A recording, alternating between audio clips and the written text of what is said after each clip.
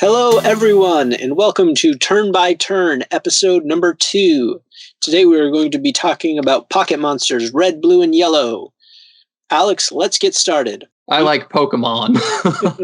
Me too. This is, as far as I know, the very first Pokemon games that were released. This is correct, sort of, but we'll get into that. Yeah.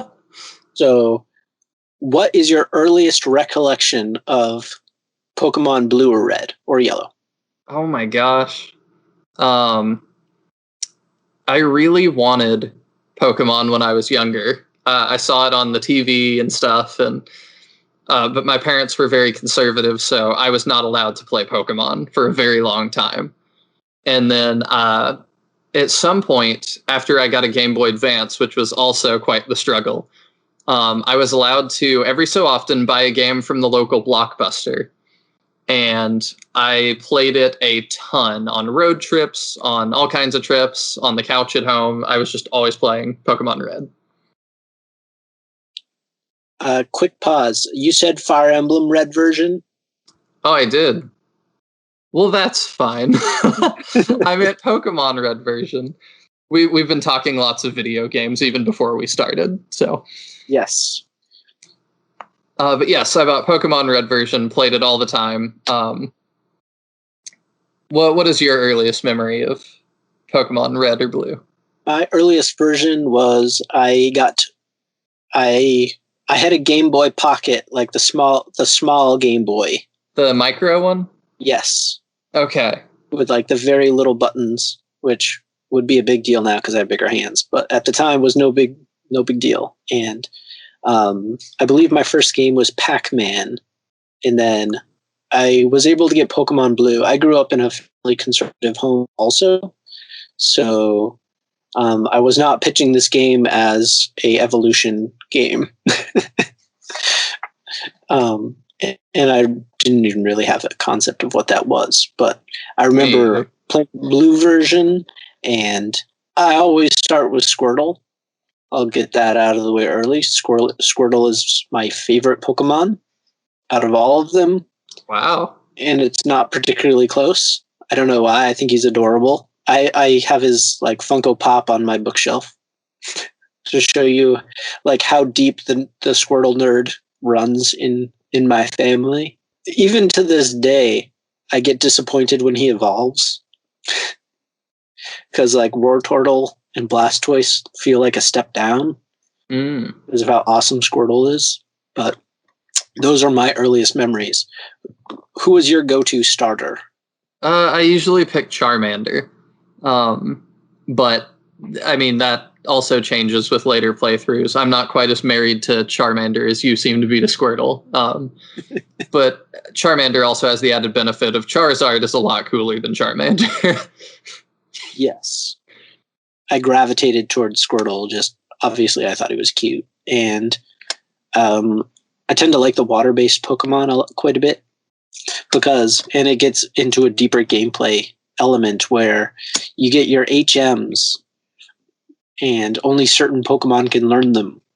And I'd always like have like 5 Pokemon that I really liked, and I wouldn't be too worried about like filling my Pokedex. So I would have to pick 5 that could use the 5 HMs in order to beat the game. So my like normal crew would be Squirtle for having a flying swimming character. I'd have like Pidgey, whatever level of evolution he was at, for my flying. I'd have Abra for my flash, and then I think the other 2 were a little more ambiguous, but I usually had those 3 on my team. I changed a lot, but I almost always had an Abra too. The whole evolution chain for Abra I thought was super cool. Oh yeah. I also liked Gengar a lot as well. Okay, sure. So I would try to get that one. Very solid choice. Cubone, I think, was my favorite growing up, though. I was a kid that really, really liked dinosaurs. And Cubone sort of looked like a dinosaur with the skull on his head. And I was like, oh, he's adorable, but he's also so well designed and so cute. And I thought Kazakhstan was, that's a country. Kangash Khan. I feel so old right now. Kangash Khan was super cool.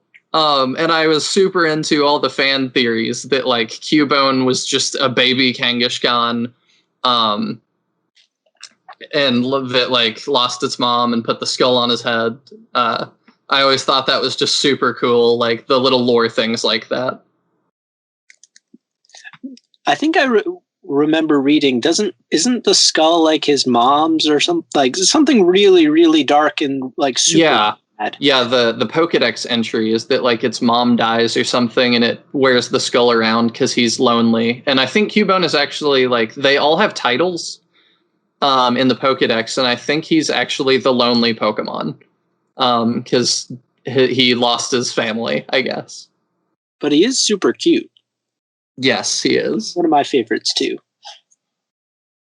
I'm like, obviously, like the nostalgia hits hard for this one. So like all the original like 150, I find them superior to some of the future iterations. There's obviously ones from every cycle that I really like, but yeah, I find that like I don't know if it's me being highbrow, like, oh yes, I liked them before they were cool, sort of vibe about it, but I always tend to gravitate towards the original 150. Not that there aren't like not duds, but like more boring ones, but I agree, and we've talked about it a little bit off the show, but I'm also I understand the criticisms of later generations that it's like, you know, some of the designs are less than inspired, and I do tend to agree with that, but I also don't always think that's terrible, because you have Pokemon like Geodude that's just rock with arms, or Execute that's just a bunch of eggs with faces on them. Like, I'm not going to pretend, you know, Ekans, it's Snake backwards and he's a snake. Like, it's not the most inspired thing, but they're just, they have charm about them. And I think some of the newer ones do too. But I just think it's always interesting to look back and see, even through the nostalgia lens, how simplistic some of the designs really were. Mm-hmm. I would like, because you have Ghastly, that's like a ball of gas. Geodude is, or not Geodude, Voltorb is just orb. Just like a Pokeball that's become sentient. The first Pokemon game you play is a huge factor in who your favorite Pokemon are. Yeah, and the generation that really resonates with you. Yes, so like, and I think, and this might not be 100% accurate, but I grew up watching the show, so like you'd add the elements to the Pokemon from the show onto the characters in the game, so like that would make you like them more based on like the movies and the show. Oh yeah, you'd be like, oh yeah, this one's fun. Or like, this one's weird, he was in the weird episode, or whatever it would happen to be. Yeah, or this one's Porygon and we don't talk about him.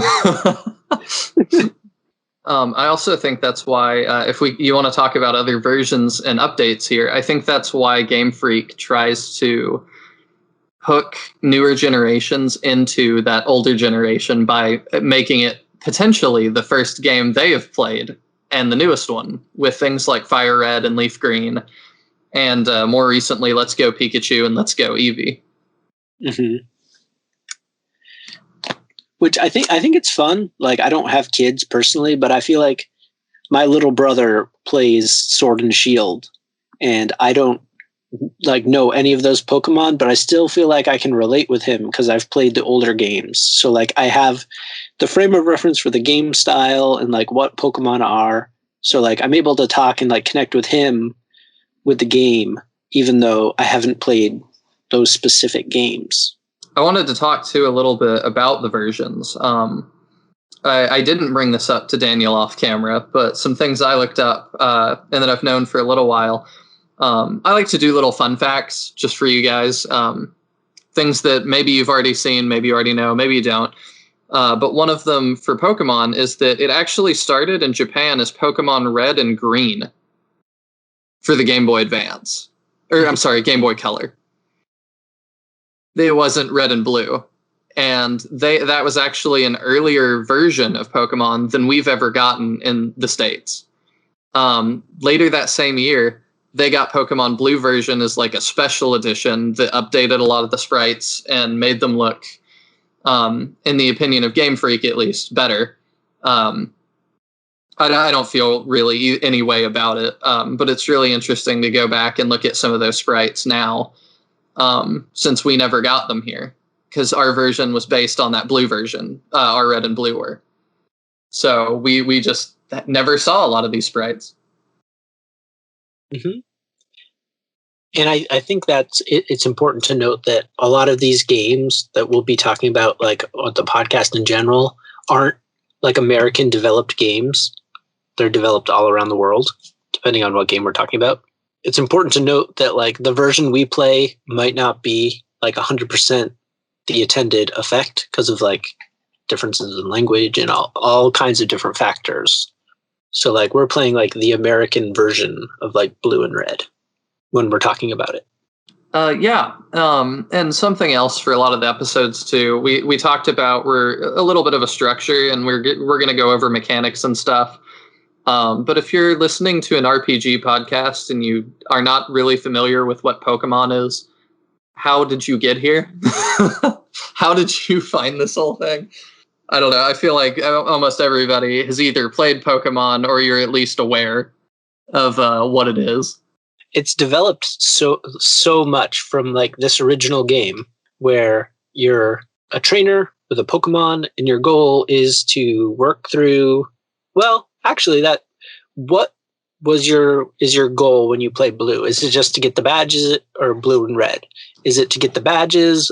Are you looking to fill your Pokedex all the way? What motivation do you focus on when you play? You can play it lots of ways. And I find it interesting that the original creator, like the mastermind behind it, and forgive me for not being able to remember his name, he was really into bug collecting in like real life. And that's why he made Pokemon, because he thought that he would bring the joy he felt in bug collecting to the masses. So it was collecting small creatures that you could put in your pocket. And I just think that's super cool. That I guess to him, victory would be collecting them all. But to me, it was always just having a meaningful adventure with the friends we make along the way. Trying to get all the gym badges and getting to the end of the story, I guess. I never really was one of those that focused on, I have to have literally all of them. I just want the ones that are really cool. What about you? Yeah, I was more focused on the plot. I remember like when I'd finish, I would go back and like look at the Pokedex and be like, oh, I can find this one over here.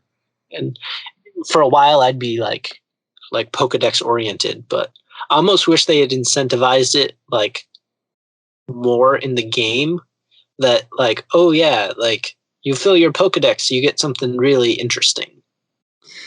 Yeah, I think there were some ways, and I'm sure the internet will tell me if I'm right or wrong. I think there were ways that if you filled up the Pokedex, at least in later games, that you get like a little screen that has a certificate. And I think for a while there were ways you could physically print out that certificate.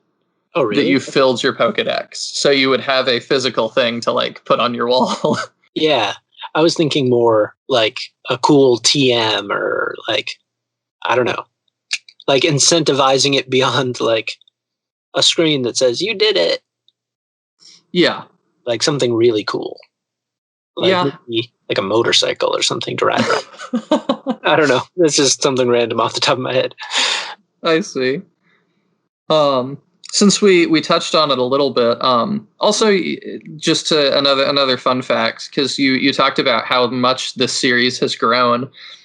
Did you know it's actually the highest grossing media franchise ever?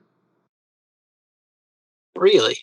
It is number one at an estimated $100 billion in sales, beating out Hello Kitty, Winnie the Pooh, and Mickey Mouse in descending order.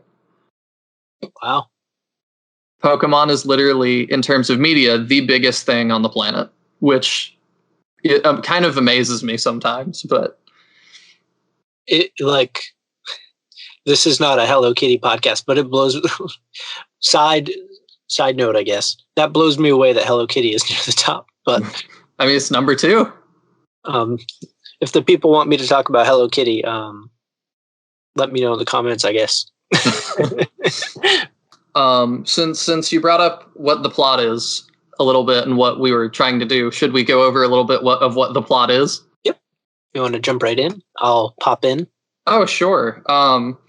So you start as a child, a 10-year-old, and I think this is another example that Daniel brought up of like the show influencing what I view the plot as, because I don't think it ever says you're a child or that you're 10.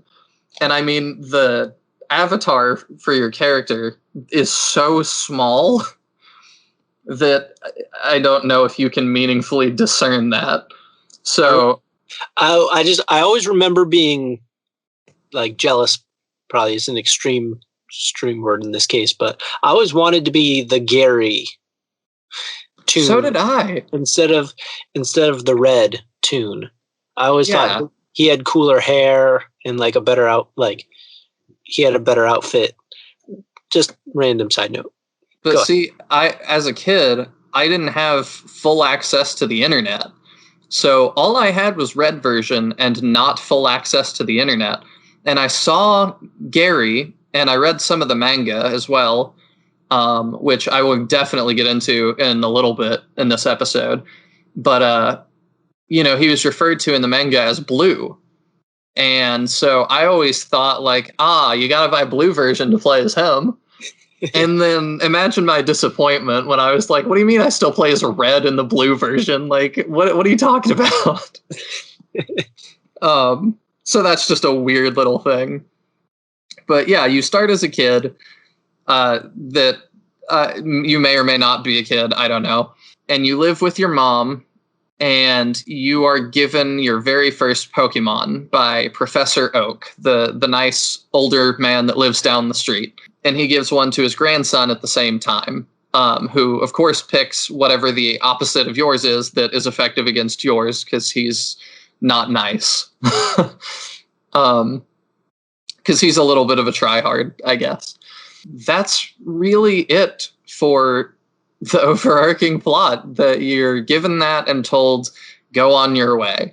And lots of things happen between you and where you're trying to go, which I guess differs based on your perspective, wherever you're trying to go. If you're trying to be the best there ever was, collect them all, there's lots of different things you can do. As far as gameplay goes, I remember being so happy every time I'd get the bicycle, because I was finally able to like go at like a faster speed, because you walk pretty slow as far as like exploring goes. Yes, you do. And then when they introduced the running shoes a few games later, like I bawled, I cried. I was so happy. As far as gameplay, Pokemon, at least the earlier ones, really are pretty slow when you think about it. You're expected to grind a pretty decent amount in random encounters, but it never really bothered me as a kid. And as an adult, it still kind of doesn't bother me. Like, that's part of the joy of it. Yeah, I think with other games where you're grinding to like raise experience, it feels like a slog, and it feels like you encounter the same things a lot. Like with Pokemon, there's enough diversity, like in the grass patches that you walk through, that like you never quite know what's going to pop up.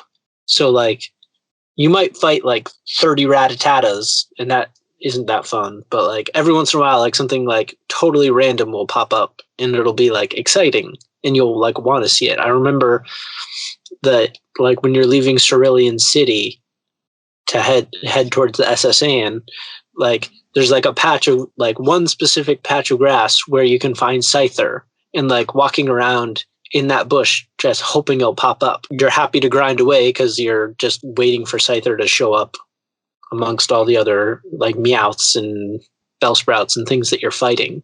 So I feel like it takes the pressure off the grinding, because you're not necessarily sure what you're going to encounter. And I think that gets better with each game because there's obviously more and more Pokemon that they have to hide in different places. For sure. Something else I hope to bring to this podcast sometimes, and I will try not to bore you guys with it too much, is that I'm really interested in how games are profitable, how you can make money off of games in different ways, how they're monetized.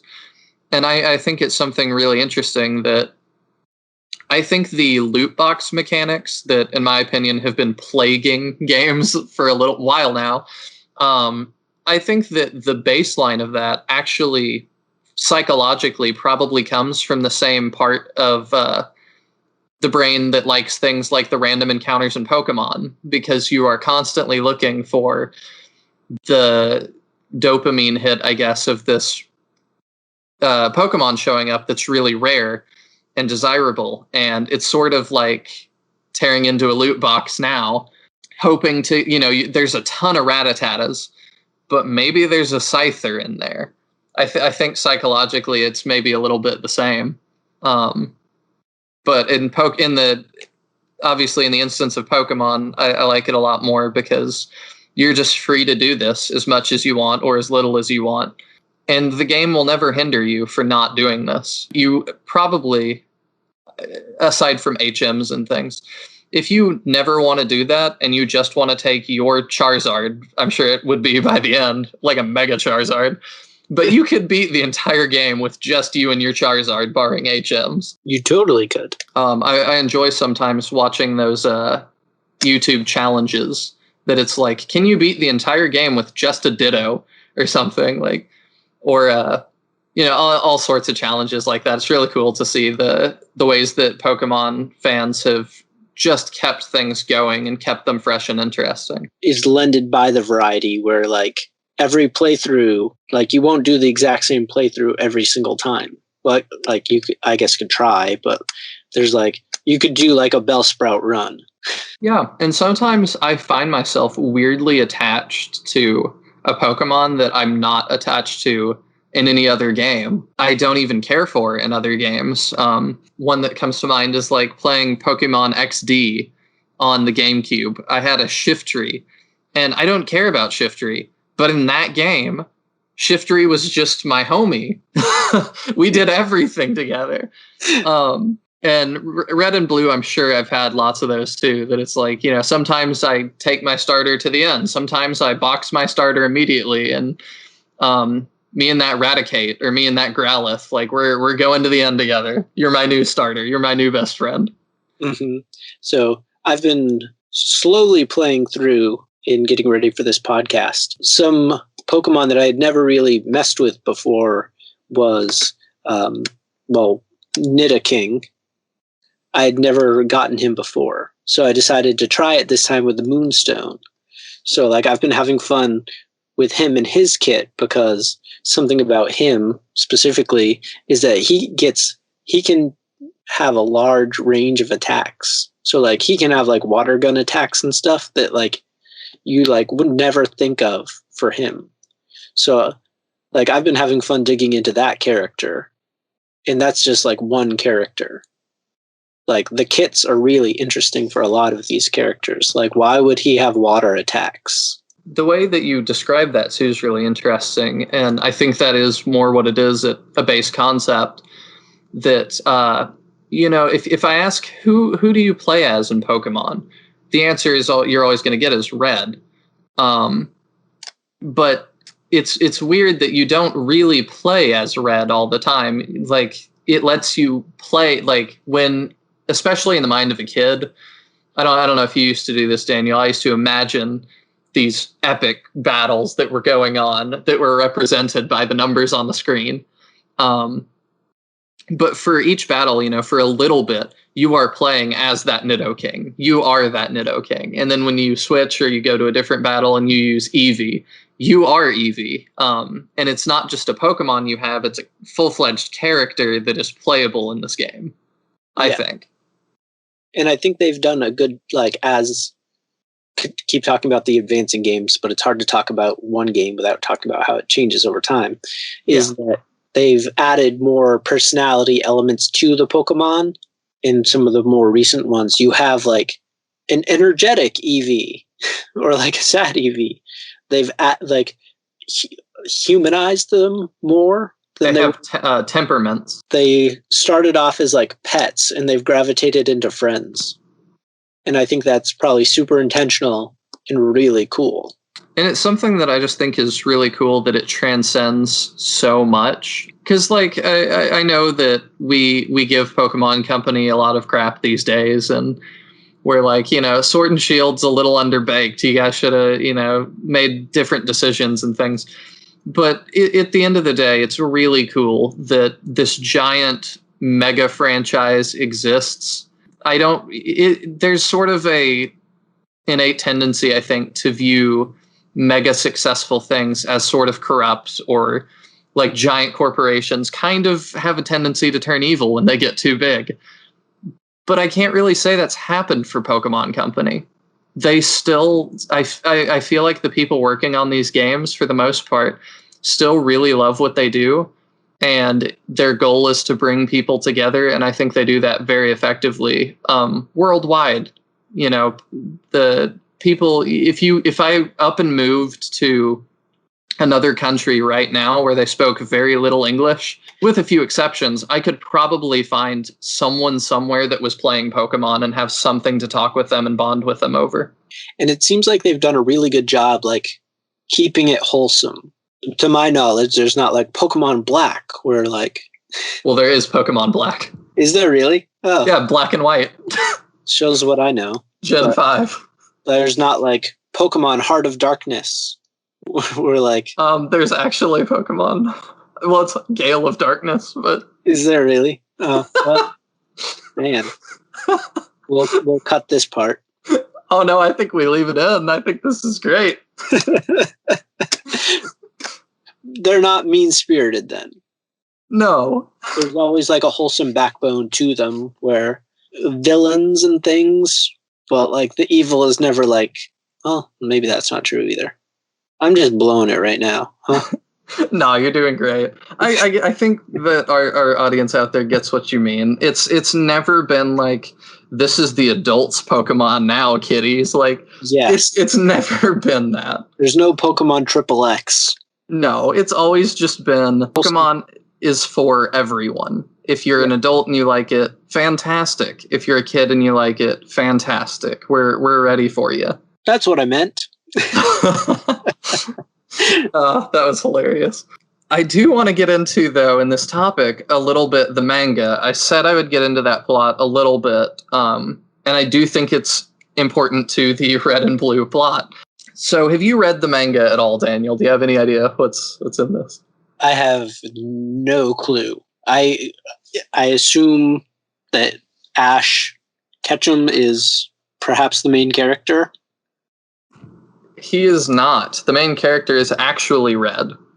Oh, then like he's called. Knowledge is nothing. Yeah, he's called Red, and Blue and Green are there as well as other trainers.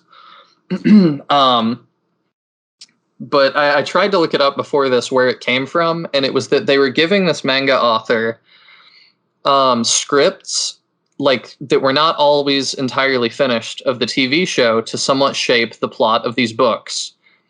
And I don't know how he took it so off the rails, but I mean, it goes really off the rails.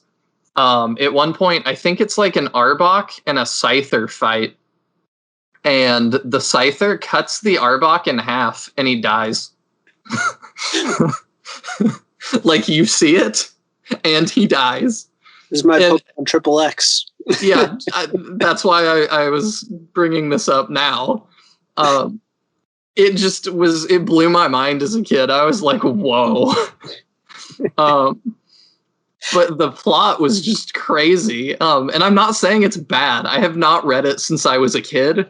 So forgive me if I get some things wrong. I've looked up a couple things just over the years to tell people about this, because it seems like not a lot of people read it. I read it because my local library had it.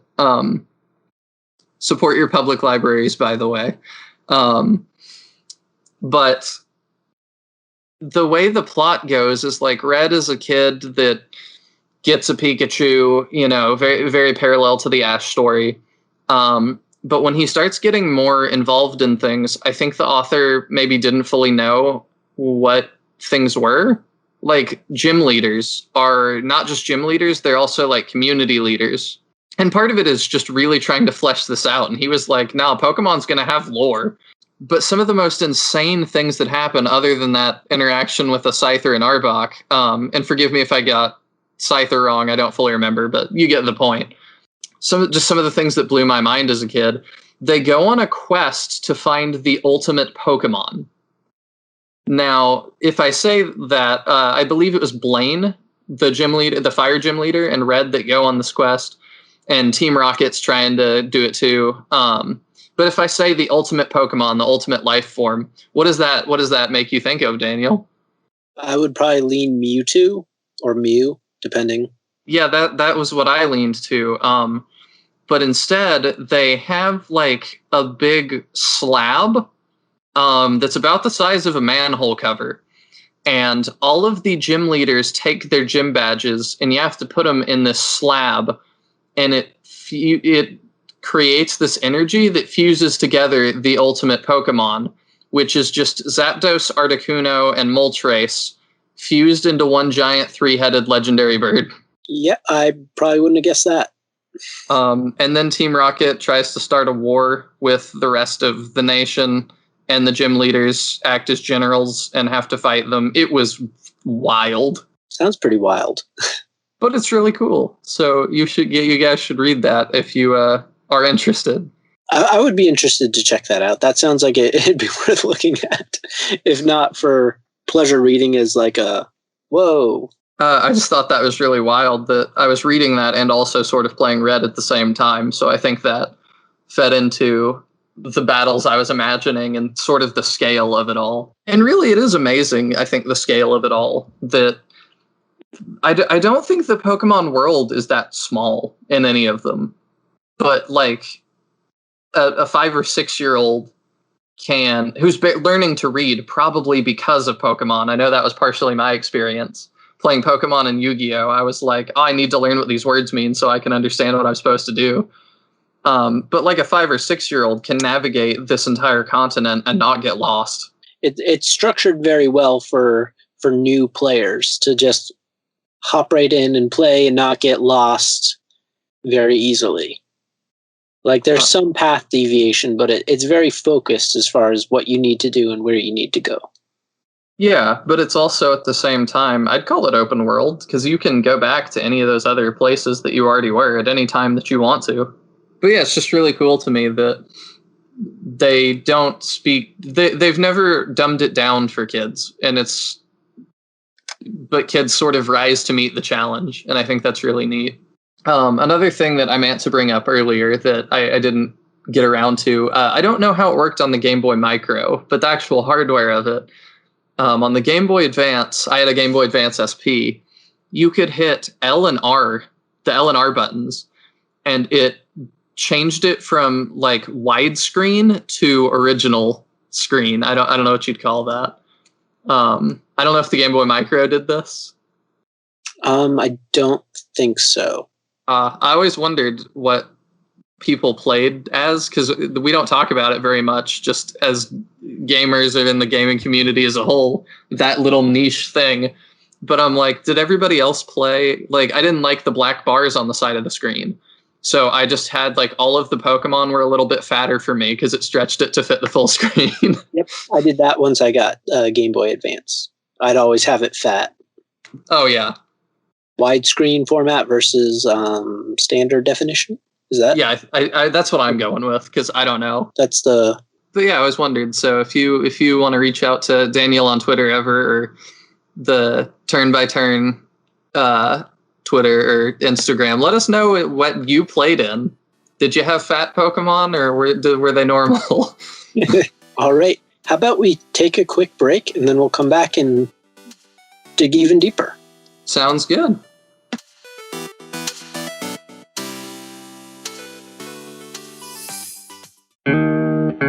Hi, I'm Ryan. And I'm Mike. And we are brothers-in-law. We both love beer and are amateur home brewers. Wait, so does that make us brothers-in-law? I believe so. Every episode, we will talk about aspects of beer and home brewing. But nothing super technical because we're learning this too. So join us as we sit down together and dive into something beer related. Whether it's a little field research, tasting a certain beer style, or beers from a specific brewery, talk about our experiences brewing beer at home, including our own solo brews, as well as themed competitions we'll set up along the way. We will also talk about some of our favorite aspects of brewing, like hops, extra ingredients, building our brew cave, and more. And of course, our own misadventures that have happened along the way. So, if you like beer, are home brewing already, or if you have an interest in home brewing and don't know where to start, join us on Brothers-in-Law Podcast on Apple Podcasts, Spotify, Google, YouTube, or wherever you listen to podcasts. And make sure to follow us on Twitter at Brothers-in-Law and check out our website, brothersinlaw.com. Cheers. Cheers. Hey, this is TC. And this is Jim from the Studio Demands It podcast, Where every episode we take a demand from a hypothetical studio, which could be you, and challenge ourselves to conceptualize, pitch, and craft a film based on the stipulations or the demands we are given. We talk about movies all the time. Particularly, we complain about the choices made in the films we've seen. We're nerds like that. And, of course, like any good nerd does, we automatically assume that we could do better. Even with the demands and restrictions that clearly must have been put on by a production. So head on over to studiodemandsit.com and listen to our previous library of episodes. Our library of previous episodes. Our precious library, Jim. Our library of precious episodes. You're a pirate, Smeagol.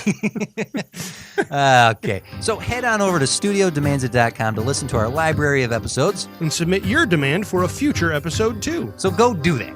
Okay, bye. Okay, end of ad.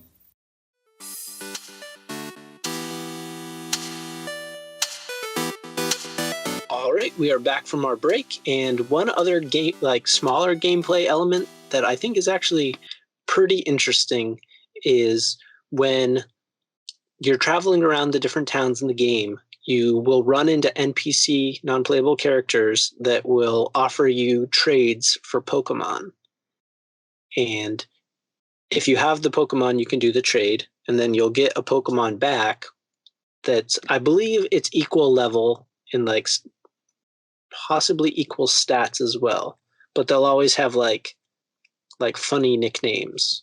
Can't remember any off the top of my head, but I feel like if you had like a Bellsprout, it'd be like Sprouty or something like that. And I always thought that was like a really fun little element because you like never knew like what you were gonna get back. Like you knew the Pokemon you'd get because it'd be like, oh, I'll trade you a Poliwag for a Growlithe, and you'd know you'd be getting a Growlithe, but you wouldn't know like what stats it would have or like what its name would be. So I remember always being excited to try doing those trades just to kind of see what you would get back. Do you remember doing any of those trades, Alex? Yeah, I tried to always do them because just the mystery of it felt like, well, I need to do this because I don't normally get Pokemon this way. So if you're making an exception to the rule of how I get Pokemon, then it must be important. So I always tried to. And I wonder too, I'm sure we know the answer to this just in general, but I don't know the answer. When you trade a Pokemon to an NPC, what is it in terms of the coding of the game? I wonder what happens to it. Is it the same as releasing it?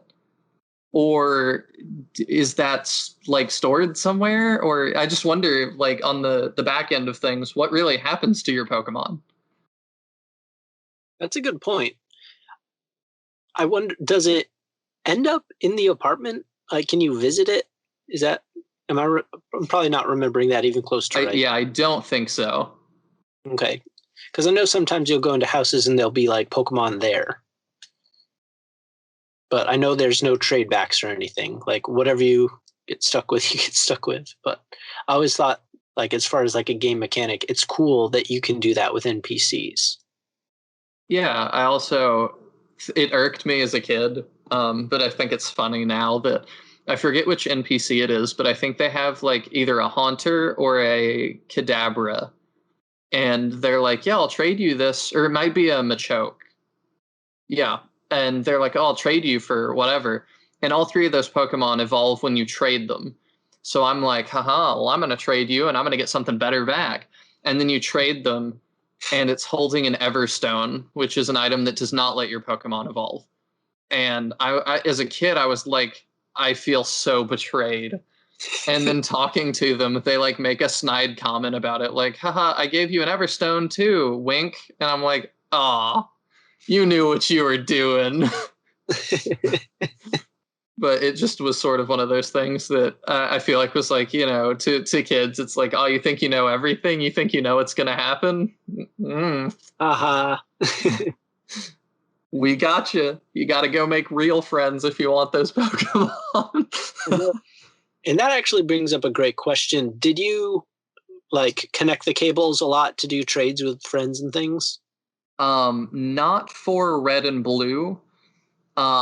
But when I got older, I ended up getting Ruby, and I was able to do that. And we did tons of link battles and trades and multi-battles, and we had tons of fun coming up with our own rule sets, like, only first form Pokemon, no evolving, or only legendaries, or no legendaries, or only ghosts. Like, we had all sorts of, little tournaments and things that we would come up with and just sort of make our own fun.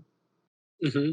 I remember I didn't do a lot of battles. I would do a lot of trades, because there's the element where I don't remember how strict of a line it was, but certain Pokemon wouldn't be available on Red version that were available on Blue.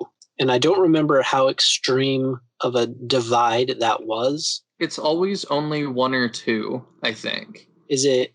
Because I remember, I think in Blue version, you're offered Weedles, and then in Red version, you get Caterpies. Weevil, I think. No, it is Weedle. You're right. I remember being annoyed about that when I was younger. Like focusing on the Pokedex, because it'd be like, oh, so now I have to it's almost like an early version of like pay to play games where like you can pay to get like something more advanced in the game. You mean pay to win? Yeah. I will say as a kid too, like I'm fine with an extent of that in Pokemon. But if you were the kid that had 2 Game Boy Advances and could trade between yourself, I thought you were like completely living the high life and that there was nothing better than that. I just want you to know that if you're listening, I thought that about you.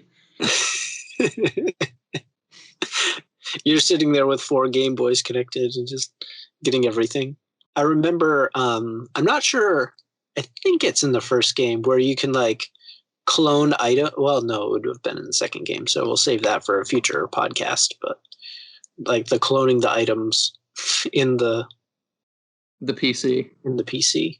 Yeah, there's always been ways to clone Pokemon though, and it's very risky, like corrupting data things. But if you like trade to a friend and then you turn it off right at the right time, and like you get both Pokemon and you both get both Pokemon. But I mean, it was always, you could corrupt your data, and I never thought it was worth it to try. Oh yeah, definitely not. You talked about pay to win though. And like I said earlier in this episode, I'm really interested in monetizing games different ways. And Pokemon to me has always been really fascinating in that, because, you buy 2 different versions of the same game that are nearly identical. And then a third version comes out about a year later that's sort of the complete edition. And no other gaming company could get away with that. Because we would all be like, oh, that's so greedy and sleazy and da, da, da. But now that Pokemon, like for Sword and Shield, has opted to do DLC instead of like, I don't know, Pokemon Gun or something, like for a complete edition that adds some more doodads, I kind of don't like it. Like, and it's weird because, like I said, no other company could get away with that. But just for Pokemon, I sort of like the 2 versions and then the complete edition. I don't know how you feel about that. I think that it works because the product is of a quality that makes it work. Like when you play blue version, it feels very complete. Like it doesn't feel like they're withholding things to make you go that extra mile. Yeah, I think you're right. It's a very solidly built game where, like, if you don't get like a Rattata, I keep using that as an example, I don't know why, but you don't feel cheated that you missed out on some Pokemon. Yeah, and it helps, I think, that your friend can just give you a Rattata. Yeah. So like I think the quality is solid enough that, like, if you want to go out and get like the master version that was released later, like I almost would feel cheated by that version than I would the other ones, if that makes sense. Yeah, it does. I don't know. It's just interesting to me. It was put to me at one point that somebody asked, it was like, how would you feel if Call of Duty did that? And I don't play Call of Duty, to be fully transparent. But it was just like, imagine a world where Activision releases Call of Duty Ghosts and like Desert Storm or something. And you get different guns based on which game you buy. And then like we'll put out Call of Duty Complete Edition later. And all of these are for full price. Like, people would be outraged. But it's just weird that with Pokemon, and I think you did touch on it, that it feels complete and you don't feel cheated. It all feels okay. And another reason I think I don't like them going to DLC as much with Sword and Shield is that I'm also very into media preservation. And so I'm thinking about far-flung future. We're making a podcast for you right now on Pokemon Red and Blue. And these came out close to when I was born. I don't have the exact date in front of me. And that's also dating myself a little bit. But like these are old games. And we're still playing them and we're still talking about them today. But if we go 25 years in the future, let's say, I would love it if the Switch was still around, but I think Nintendo's gonna. I have faith in Nintendo to innovate in 25 years. If I want to go back and I want to play Sword and Shield, what if the eShop for the Switch doesn't exist anymore? Now I can never play that complete version of the game because they didn't make it a complete edition. It's just this DLC season passes that I can't buy anymore. So I think about that with a lot of games, and that's kind of, I think, why I'm okay with the complete edition that comes later as well. Mm-hmm. At least opposed as to a DLC alternative. Yeah, and I think like the aging process might be a part of that, where like we can play Pokemon Blue and Red as like younger people and be totally happy with it. But if you were to like revisit it as an adult, you might want the version that just has all the bells and whistles all in one game. Yeah, which was called Pokemon Yellow by the end, which off camera you mentioned to me you may have some strong feelings about. My thought on Pokemon Yellow, which is in the same family of Blue and Red, is it's just very weird that like the Pikachu follows you around, and like it's not bad or like offensive or anything. It's just like it seems like a random mechanic just added to sell more games. I don't know. I might be alone in this, and I'm happy to be alone in it, but it just like feels a little gimmicky. I 100% agree with you, and it also doesn't bother me though, because to me that's what the separate versions was all about anyway, I guess. Mm-hmm. So I'm just like, whatever. Like, it's another of those that is like, if it was sold today, would I feel a little bit cheated if another company did it? Probably. But in the context of just Pokemon by itself, I'm kind of okay with it. Yeah. But it is absolutely gimmicky and weird. Yeah, and it's no means bad, and I bet there's like a ton of people that like it, like they won't play Blue or Red; they'll only play Yellow because they love that mechanic. And I think it probably is fun in a lot of ways. It's just like seems like kind of like, oh yeah, buy this one too. To contextualize it a little bit too, because it's easy for me now to be like, well, I have all of them because just over the years I just ended up with them. Sometimes that was, I had friends that just weren't interested in gaming anymore, and they just would be like, hey, I have a bunch of like Game Boy Color games. Do you want those? And I'd be like, sure. So I have all three now, but you always have to look at this through the lens of when it came out. And so it's like, you know, back in the day, it was, I sound like such an old person, back in my day, but imagine that was $60, and that's what the difference is. And it's like, you know, you're standing in a Blockbuster or, you know, very primitive version of GameStop, I guess. And you have like 3 games on offer, and it's red, blue, and yellow, and you have $60, and all 3 of them are also $60. It's even though the differences are really minor, it's can be confusing to people. And it's not like there's a wrong answer. You can't make the wrong choice. But it's just interesting that I don't know if you could do that today. I don't know if you could start that trend today. Yeah, I think that would be tough for like more modern gaming. But I feel like, again, that they've built up so much like kind of like good faith and like good graces that like people want to go along for those rides. Like if someone described like Pokemon Snap to you, you'd probably be like, why would I want to do that?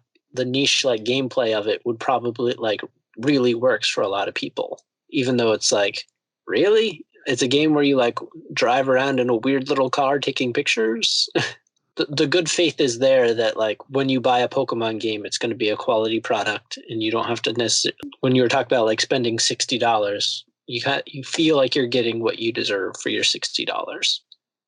I'll go out on a limb and say, like, I'm not blind to the mistakes that they do totally make. But I would say Nintendo as a company has a pretty good track record of that.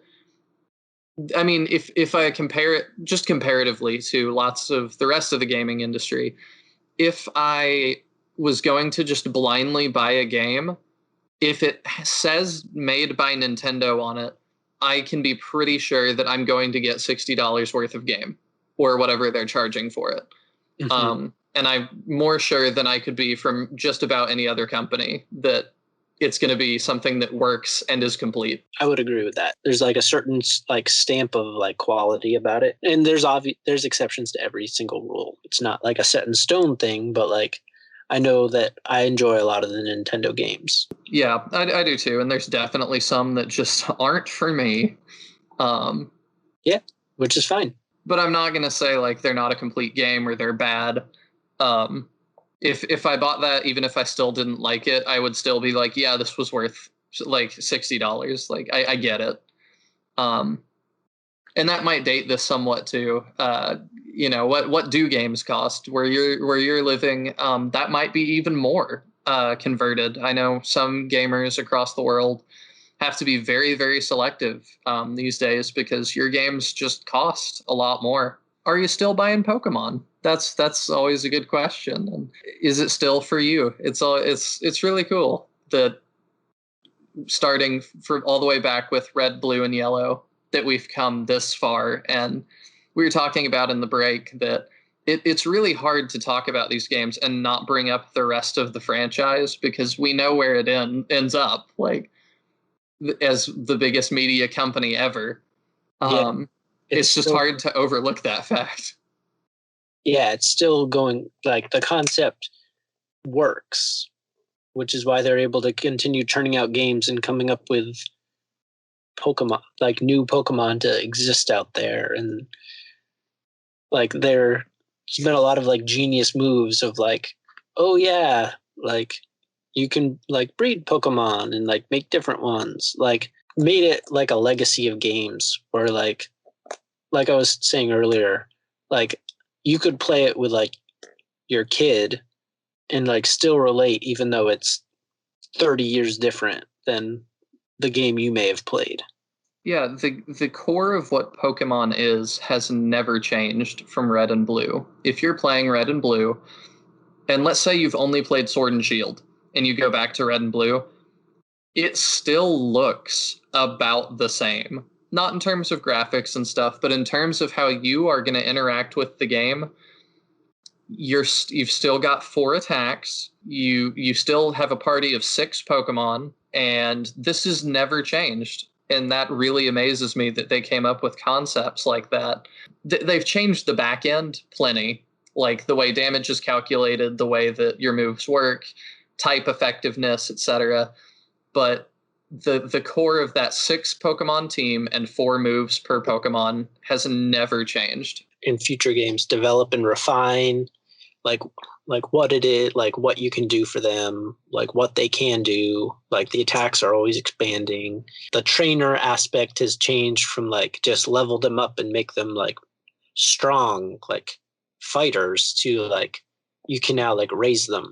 There's more elements of like actual farming than just like making fighting machines. And the farming aspect and all that sort of brings me to the last point I have down to talk about, which is how is Pokemon an RPG, sort of? And that might seem like a weird question to think about, but it's like if I ask someone, I want you to name me the biggest RPGs or the best RPGs, a lot of the times I don't think they're going to name Pokemon. And I don't think that's because they don't think it's great or they don't like it. It just seems like Pokemon is sort of shoved into its own genre, which is Pokemon. And it's hard to think about it in the realm outside of that sometimes, that like, would we compare Pokemon and Final Fantasy? Like, well, of course not. And there's reasons not to, and there's reasons where you can. But really, both are turn-based RPGs, going off of most of the Final Fantasy stuff. But it's just interesting to me that Pokemon is somewhat excluded from that just because of, I think, how big it's gotten. I don't know if you have a different perspective on why that is or how that is. I think it's because of the way it is, like the way it is, where like you can do the battle, like the turn-based battling, but you can also do there's plenty of other things going on in Pokemon games to like entertain you beyond like the main plot. So like it feels not so much like an RPG as like, oh, it's a Pokemon game. I will find 5 or 6 Pokemon that I fall in love with and I will train them up to make them strong fighters that will win battles for me and I will get gym badges. The formula is so strong and specific that it's almost become its own type of game. Other RPGs like mirror that structure that it's created. It's almost like the archetype is so strong. When you play other games, you're like, well, that's Pokemon. They took that from Pokemon, that idea. I think a lot of that's right. It's just weird to me when I really think about it, that if someone says, describe your favorite RPG to me, and Pokemon's not my favorite, I'm just talking hypothetically, even though I do like it a lot. If you want to know what my favorite is, you can go to our top 5 RPGs episode.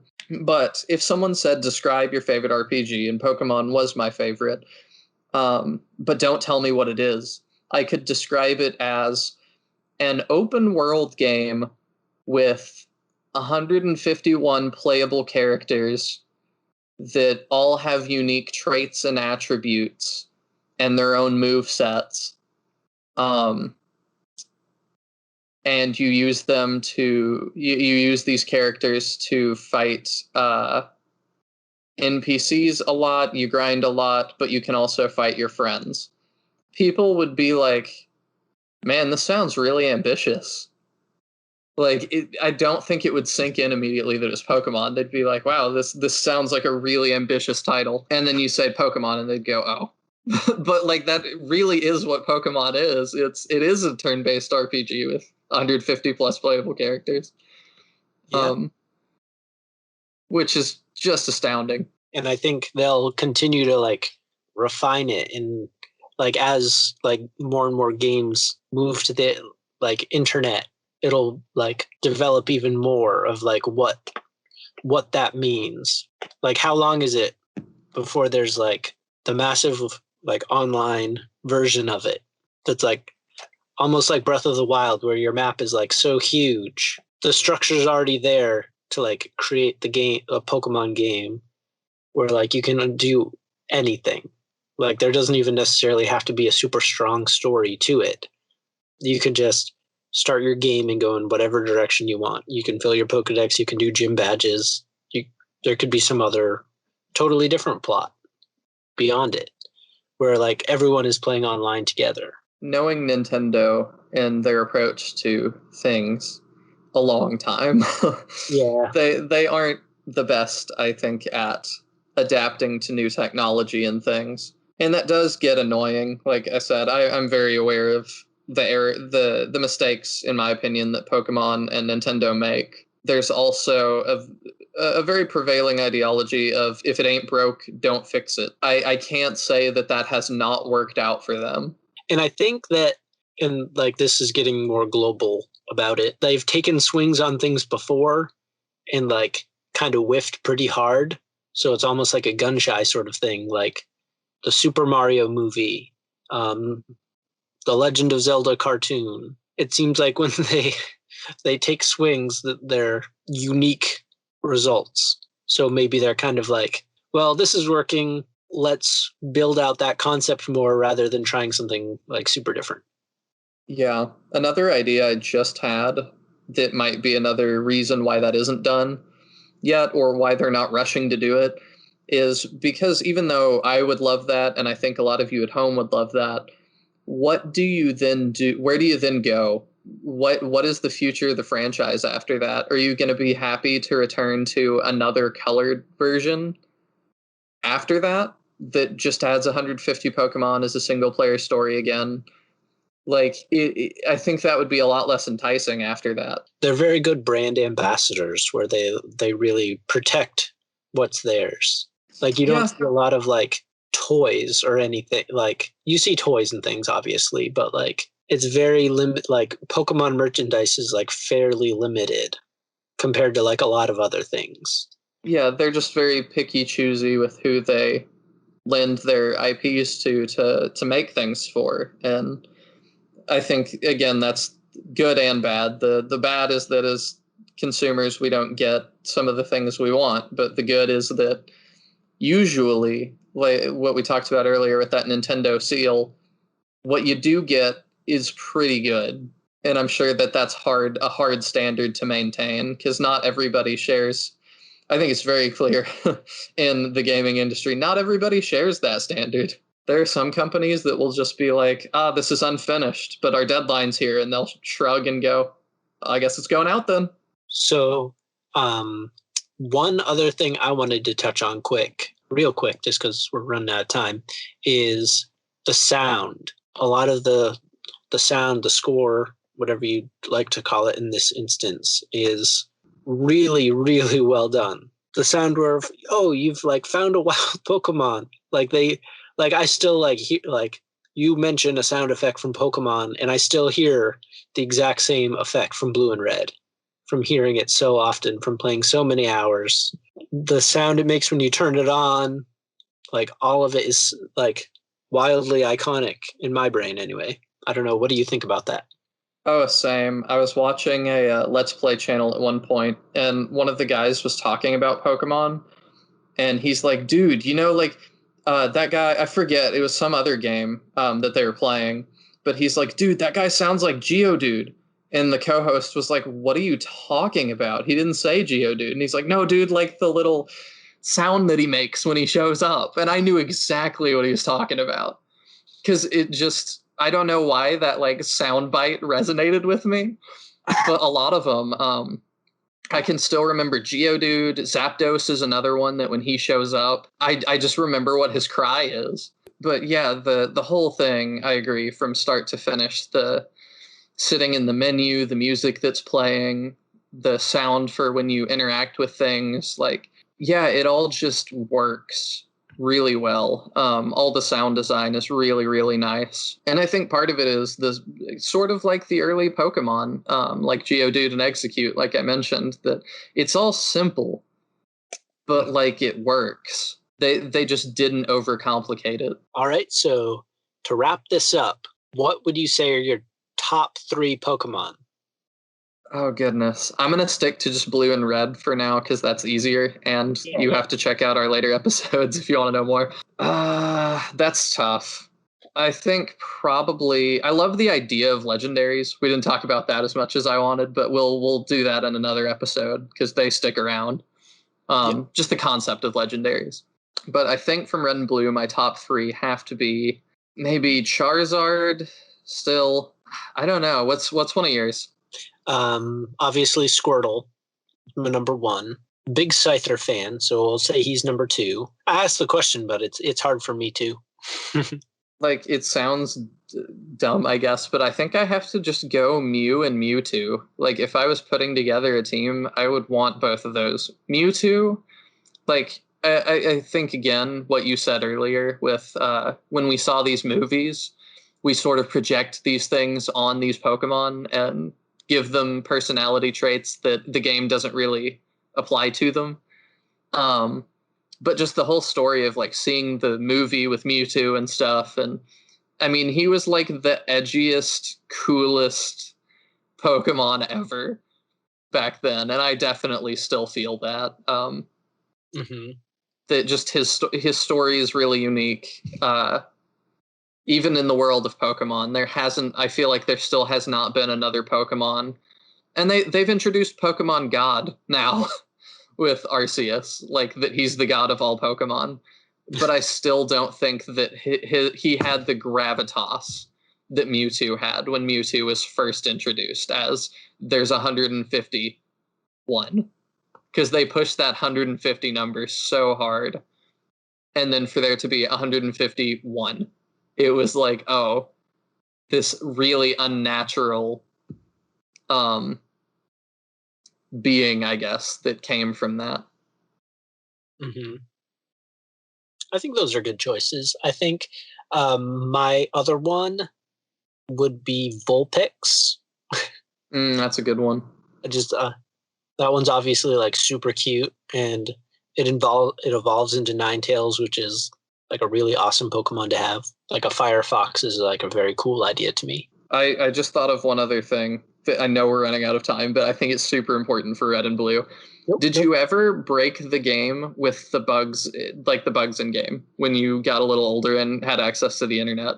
No, I was never a big bug person. The only bug I really exploited was in Silver, the duplicating the Master Balls. Yeah. That was about it. You never caught Missing No? No. Do you know about that? Or I don't know a lot about like the bugs and the cheats and stuff. Missing No was a Pokemon that... Do you remember the guy that teaches you how to catch Pokemon? Yes. He's like, let me show you how to catch a Weedle. If you do that, it like stores, because it's somebody going into battle that isn't you, and it's like the only time that happens, it like weirdly stores that battle data in a weird other spot. And I'm sure for my programming and coding people out there, I'm not explaining this that well, but it stores that data in like a weird place. And then if you fly to, I forget where it is, it's like an island on the bottom left of the map or something, and you surf around that island on the coast of it, that exact spot is like stored in the code where where you were already storing the old man catching the Weedle, which you have then called forward. So the game gets confused about what Pokemon is supposed to show up because it thinks it's a scripted encounter, but it's a random encounter. And so it fills that in with Missing No because it's missing number. It doesn't know what Pokemon to pull forth for you. And you can find Pokemon that are above level 100. You can catch Missing No, and it's like a flying normal type. And it has like, it looks like a janky barcode if you want to see a picture of it. but you can catch it, and then it starts like interacting with your game really weird, and like your Pokemon might change levels randomly, and Pokemon that show up might be distorted. Like I remember going to the Elite Four, and one of them has a dugong, and his head was like coming out of his stomach on the sprite because Missing No is making things show up weird. That's really weird. I like it. I'll have to look up some of those glitches now that you've brought that to my attention. So that was just like a sort of like that process to me was a little bit of an addition way after the fact. This is coming at the closing of this episode. Well, that seems like a good place to leave it there for this episode. So thank you, everybody, for listening. We will be back in about 2 weeks. We will talk to you soon. Bye. Bye. The Turn by Turn podcast can be found wherever podcasts can be found. We kindly ask that you rate and subscribe. Your subscription would mean the world to us. Please help us build our community by following us at Turn by Turn Podcast on Twitter and Instagram.